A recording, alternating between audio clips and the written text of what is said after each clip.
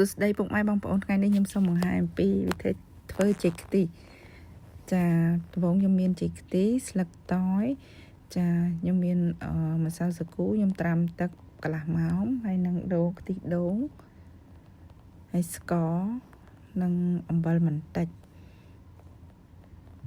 បន្ទាប់មកខ្ញុំនឹងបង្ហាញវិធីធ្វើនៅការធ្វើបង្អែមចេកខ្ទិះនេះជាដំបូងខ្ញុំធ្វើការដាក់ឆ្នាំង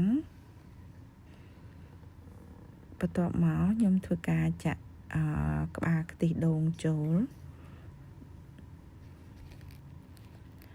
ចេកខ្ទិះនេះខ្ញុំធ្វើតែ5ផ្លែទេជាបន្ទាប់ទៀតខ្ញុំចាក់ម្សៅសាគូចូលខ្ញុំធ្វើការបើកភ្លើង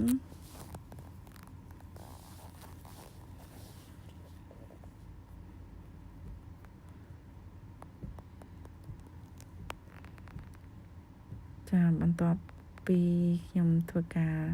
បើកភ្លើងធ្វើការដាំទឹកហើយខ្ញុំធ្វើការចាក់ដាក់ស្លឹកតើយនិងអំបិលចូលហើយខ្ញុំងាស់រហូតដល់ពុះ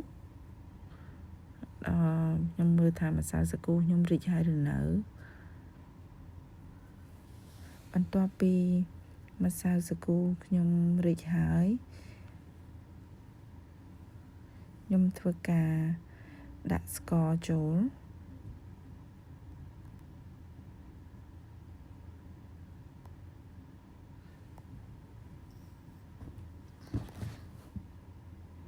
បន្ទាប់ពីខ្ញុំដាក់ស្កររួច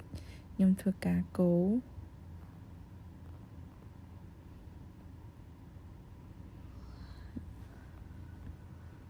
ខ្ញុំកូររហូតដល់តែឆ្អិន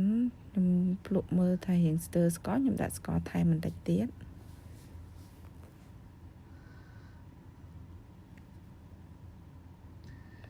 រួចខ្ញុំធ្វើការដាក់ចេកចូល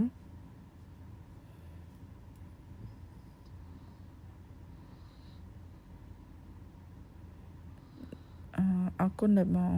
ប្អូនពុកម៉ែបងប្អូនទស្សនាវីដេអូរបស់នាងខ្ញុំតាំងពីដើមរហូតដល់ចប់ចាខ្ញុំភ្លក់មើលថាល្មមហើយខ្ញុំធ្វើការបិទភ្លើង